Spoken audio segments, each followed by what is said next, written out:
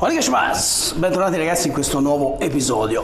Sono una di quelle persone che hanno la fortuna di lavorare facendo qualcosa che in realtà mi piace davvero. Parliamo di karate e di arti marziali. Attenzione però, perché è vero che per gran parte del tempo è così, ma come tutte le attività, come tutti i lavori, anche se ci piacciono, c'è sempre il rovescio della medaglia. Oggi vi parlerò di un argomento molto importante, molto serio. Volete sapere quali sono le cose che non piacciono ai maestri di karate? Oggi vi parlerò di alcune cose che gli studenti fanno e sono cose che sarebbe meglio che non facessero. Sono cose però che tutti forse più o meno abbiamo fatto o abbiamo rischiato di fare da quando abbiamo iniziato a praticare la nostra arte marziale. Ogni studente deve essere sicuro di avere una buona intesa con il proprio insegnante, questo chiaramente per ottenere il meglio da ogni lezione. Ma in tutta sincerità vi dico che c'è sempre il pericolo che ci sia qualche elemento che distruggerà questa connessione. C'è sempre l'eventualità che qualche studente possa mettere in seria discussione questa relazione, questa sacra relazione che c'è fra maestro e studenti. Le conseguenze saranno di far calare sensibilmente la tua possibilità di apprendimento. Perché è così? Perché sì, molto spesso quella connessione, quel rapporto, quell'intesa con il proprio insegnante in realtà è molto fragile. Dovete considerare che ci sono due tipi di insegnanti. Alcuni insegnanti prendono la loro arte marziale sul serio, come un lavoro vero e proprio, e quindi pensano che si debba salvaguardare prima di tutto il guadagno. D'altronde il maestro deve pur sopravvivere. Con questo tipo di maestri non ci saranno particolari problemi se continuerete a pagare le vostre lezioni e a pagare un po' tutto quello che vi chiederanno. Ma ci sono insegnanti che non sono molto interessati ai vostri soldi, ma sono guidati da qualcosa di diverso. Insegnanti che non hanno scelto di insegnare per avere la possibilità di arricchirsi, perché sono consapevoli che lavorando con le arti marziali le possibilità di fare soldi, direi che sono alquanto scarse. Questi insegnanti hanno scelto di insegnare, come ho fatto io personalmente, facendo tantissimi sacrifici e facendo tantissime rinunce nella mia vita, perché hanno una vocazione. L'arte marziale è dentro di loro. Sono diventati insegnanti di arti marziali e vanno oltre il considerare quello che fanno un lavoro. Si tratta di prendersi cura degli studenti per guidarli in un processo di crescita sia all'interno che all'esterno del dojo, e purtroppo devo dirvi che qualsiasi insegnante degno di questo nome prenderà molto sul serio questa connessione fra allievo e maestro, perché questi maestri pensano a questo rapporto la maggior parte del tempo, anche quando sono fuori dal dojo. Quindi ragazzi, l'argomento è serio. Detto questo, adesso vi dirò alcuni modi semplici, diretti, veloci per rovinare istantaneamente e irrimediabilmente l'intesa con il vostro insegnante. E spero vivamente che non vi ritroviate mai a fare niente di quello che sto per rivelare con il vostro insegnante. E credetemi, non sono esagerazioni, ma sono elementi che fanno la differenza per chi prende la propria arte marziale e la propria passione molto sul serio. Scenario numero 1. Allenarsi svogliatamente a lezione. Questo, credetemi, succede tantissime volte. Ascoltate, sono un insegnante di karate, sono in dojo e sto guardando gli studenti e mi imbatto costantemente in persone che si allenano senza voglia, che vanno a rallentatore. Io sto cercando dei modi per migliorare la pratica degli studenti, cerco di controllare che tutti sappiano eseguire le tecniche, cerco di assicurarmi che tutti si allenino e che nessuno faccia finta. Ma di tanto in tanto qualcuno sembrerà essere molto lontano dalla lezione e per qualche ragione nemmeno si preoccupano che il loro insegnante possa notare questo loro comportamento dissociato. Perché il vostro maestro a questo punto dovrebbe darvi attenzione? Perché dovrebbe perdere tempo se voi per primi state dimostrando di non voler imparare? Semplicemente il maestro si allontanerà da voi per tutto il tempo della lezione. In un certo senso avete avuto la vostra occasione, ma l'avete sprecata. Quando io sono stato in Giappone e un insegnante mi ha dato la sua attenzione anche solo per pochi minuti, mi sono sempre assicurato di non sprecare mai quell'occasione. Mai! Perché se stai imparando da un insegnante che non lo fa per soldi, comportandoti nel modo sbagliato, gli stai facendo riconsiderare la possibilità di insegnarti, gli farai rivalutare la fiducia che ti ha dato inizialmente. Scenario numero 2. Dimenticare quello che ti è stato insegnato.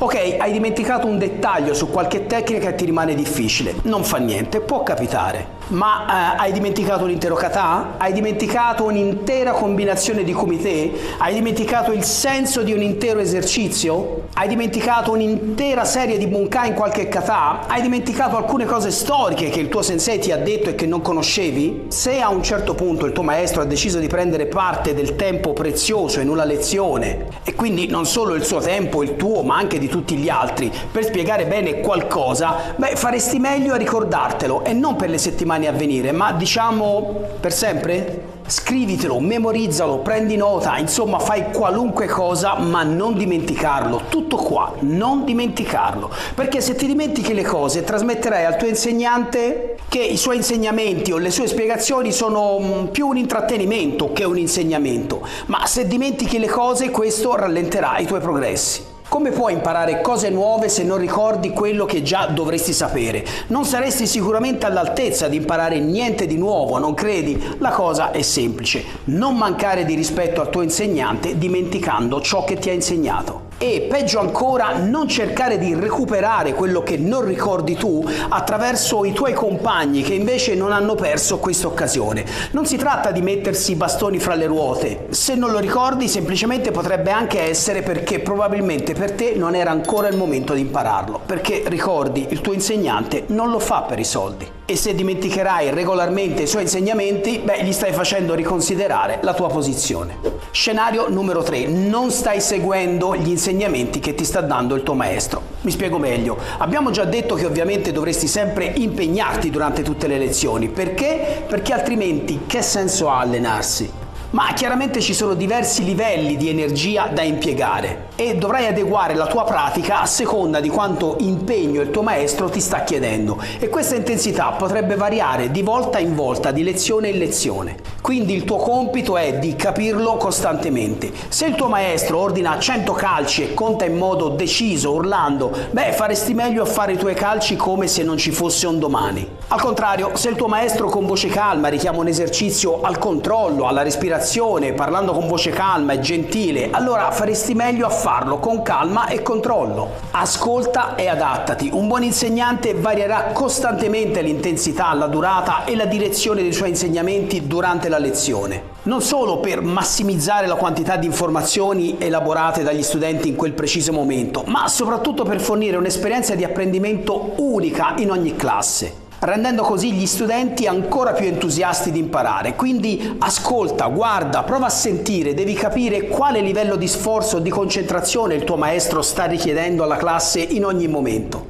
Perché non devi dimenticare che il tuo insegnante non lo fa per soldi, e allenandoti senza farsi guidare dallo sforzo che il tuo maestro ti sta richiedendo, in quel momento gli farai riconsiderare la tua posizione. Scenario numero 4. Stai sbadigliando durante la lezione oppure stai incrociando le braccia? Sbadigliando, incrociando le braccia o comunque assumendo una postura non corretta stai lanciando un chiaro messaggio: sono annoiato, sono stanco, non mi interessa. Ma quando finisce? Perché sono questi i messaggi che vengono recepiti sia dal tuo maestro che probabilmente dai tuoi compagni. Nell'istante esatto in cui il tuo maestro ti vedrà lanciare uno sbadiglio, il suo umore scenderà letteralmente sottoterra. Ma l'insegnante professionale lo vedrà e probabilmente non te ne accorgerai nemmeno. Sbadigliando, stando con le braccia incrociate, sta essenzialmente distruggendo quella connessione tra insegnante e studente.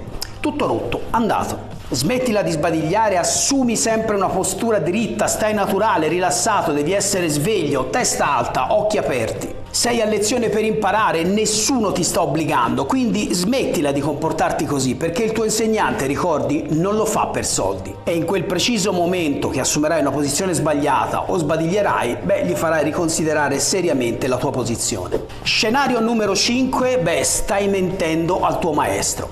Capita più volte di quanto si creda. Inventarsi scuse per non partecipare alle lezioni, inventarsi scuse per saltare un evento, uno stage, una manifestazione, dichiarare impegni inesistenti, imprevisti, accusare un infortunio senza che sia veramente capitato, o peggio ancora accentuare un piccolo infortunio che in realtà non è serio. Insomma, per alcuni praticanti sembra che mentire al proprio insegnante sia una cosa che si possa fare. Ignorate però una cosa molto importante: la parola per definire il vostro maestro in giapponese è sensei. E la traduzione di sensei è letteralmente nato prima, venuto prima, e sta ad indicare una persona che ha vissuto un'esperienza prima di voi. In questo caso il vostro maestro ha vissuto il karate prima di voi, per questo è adatto a trasmettervi l'arte, perché lui per primo è passato da dove voi state passando adesso. Adesso pensate a quante volte il vostro maestro nel suo passato è stato testimone di persone che si sono sentite più furbe delle altre, cercando di mentire sulla loro pratica. Pensate davvero che il vostro maestro non se ne accorga?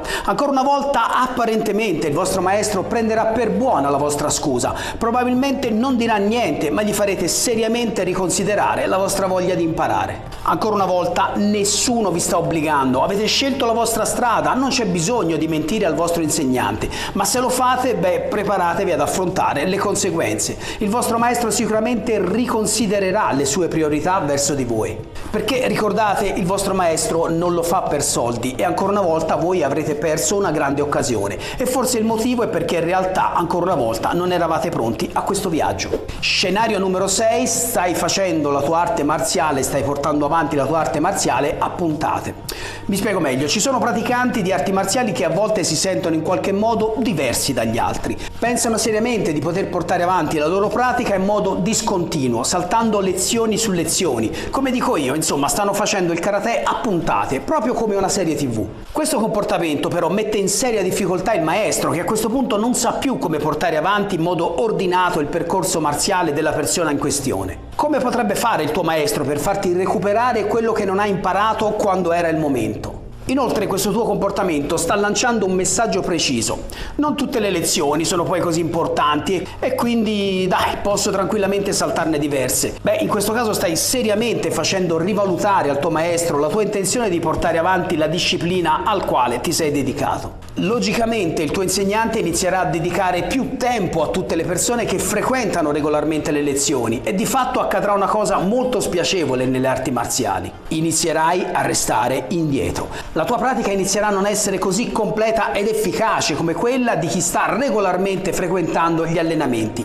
E indovina un po', sì, avrai perso la tua occasione. Perché difficilmente il tuo maestro tornerà indietro per te ed anche se lo farà non sarà certo per farti recuperare questo svantaggio che con le tue stesse mani ti sei provocato, perché ricordi, il tuo maestro non lo fa per i soldi.